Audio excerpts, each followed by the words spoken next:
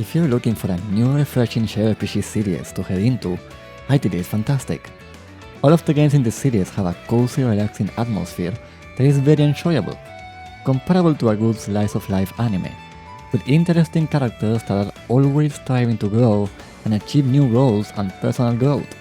For example, in Atelier Ryza, the theme of the game is summer memories. And man, this game sure makes you feel as if you're enjoying a nice summer vacation. Going on an adventure with friends while growing as an alchemist and exploring Corken Island, Ryza's home. Currently, I will say this is the best way to get started into the Atelier series. Being the latest and greatest, this is an excellent starting point, particularly if you want something without investing in 3 games at once, as the series is well known for making each new sub-series a trilogy. It also features an ATV battle system, which is unique for the series so far, and an easy to head into synthesis system with no time limits. Though, of course, there are also other solid titles to pick as a starting point, like Atelier Sophie and Atelier Ayesha. The game follows the story of Ryza Stout, Ryza, our protagonist, who is seeking adventure and a change for her daily life, along with her friends Lent and Tao. Along the way, they save the daughter of a traveling merchant, Claudia, and meet Emperor, who happens to be an alchemist, with his companion Lila, who serves as Emperor's bodyguard, as he cannot use his arm in full strength to fight. Emperor then introduces himself and inspires Ryza to learn alchemy, and she becomes Emperor's student. Ryza starts using her new skills to help townspeople and adventure on the mainland. Ryza later builds a secret hideout together with her friends. The hideout is named Atelier Ryza and becomes her alchemy atelier, which you can also customize with custom furniture. Over the course of a single summer, the friends share many adventures. This leads them to both face dangerous foes and challenges, but also grow as individuals as they discover the real truth about their home. One thing to note about the story is that the game follows a straight linear story with only one ending, and voice lines are only prioritized to the main story. Side stories and quests are either semi-voiced or fully non-voiced. Oh, and there is no English dub, which is a good thing for those of us that aren't forced and want to play it quicker, but it isn't good for those that really want a dub, and it certainly doesn't make having less options better. Nothing really justifies that. A new real-time turn-based system is introduced, and while it's turn-based, it's also quick and feels like an action battle system that is very fun.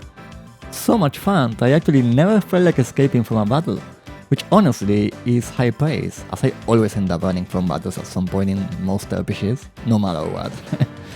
During battle, time continuously passes, and characters and enemies can also act when it's their turn. Up to 3 characters can take part in battles, and the player can switch freely which one to control, while the AI takes care of the other 2. The MP bar, present in every previous entry, is replaced by a shared AP action points system. Action points are gained during the course of the battle, and they are used to trigger skills. During combat, the new tactics lever meter increases. This system serves to boost skill effects. Follow-up attacks between party members can be triggered with action orders, and an ultimate attack once the tactic level is fully maxed, called Fatal Drive, can be activated when a party member is waiting for an order.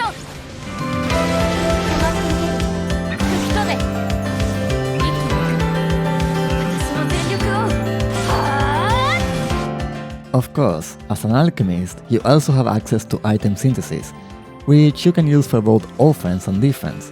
You can make bombs to attack, healing items to recover, or even buff and debuff items too. Many times the enemies will be weak to a specific element that you will have to exploit, either with item synthesis or by enhancing your equipment to hit that specific element that an enemy is weak to. So not all encounters are the same, and there are many situational battles where you will need to think about your tactics and equipment. As an alchemist, you will need to find materials all over Corken Island, and you will need to create and use different tools to gather many of those different items. Using different tools on the same gathering spot allows you to obtain different materials.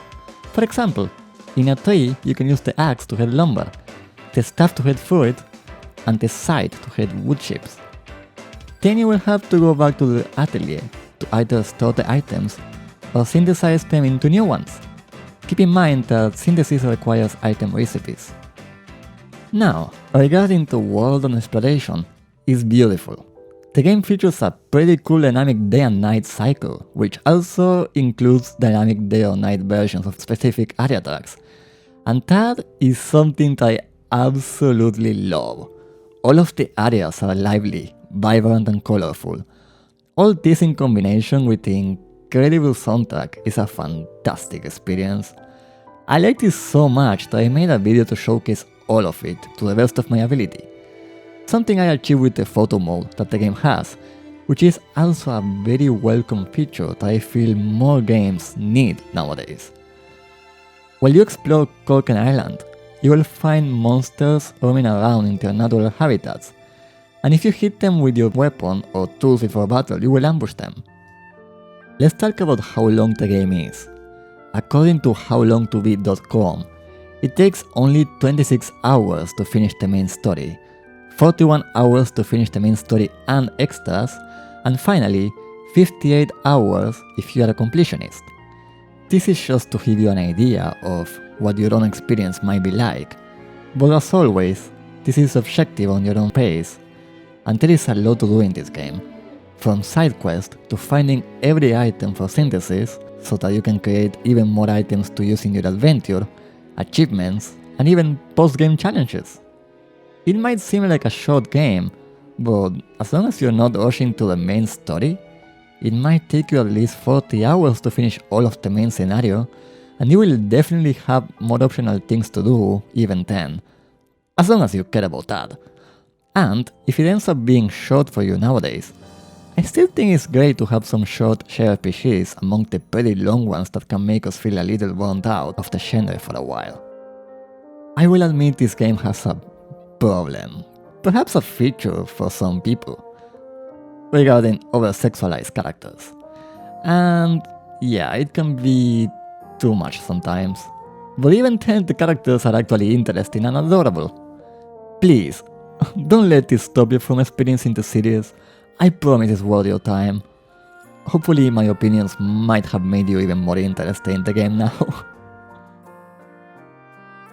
Of course, there's some bad things about the game too. Everything has its good things and bad things after all. Like Tao being annoying, yelling the same voice lines over and over again in battle, and how we need more diversity when it comes to voice lines for the characters when taking action in things we'll repeat a lot through the game, like Alchemy or when we're in battle. For many, the game not having an English dub is of course a big mistake too, especially when it's not 100% voiced. Atelier Ryza is exceptionally hand-holding and linear compared to the earlier entries in the franchise too, which is not a problem for me, but I know some long fans of the series that don't like that either. There could also be a more diverse enemy variety instead of simple oi colors in later stages, which is a bummer.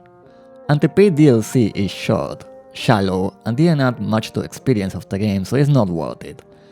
One of the free DLCs that I enjoyed a lot though was the one that allows you to switch the music from areas or battles with any of the tracks in all of the previous entries in the series.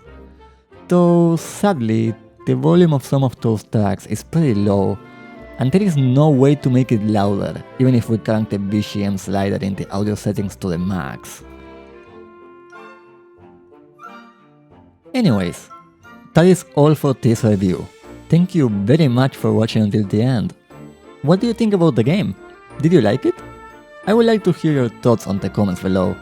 And as always, don't forget to like the video if you liked it, or dislike it if you didn't like it. And subscribe to see more videos in the future. See ya, have a good day!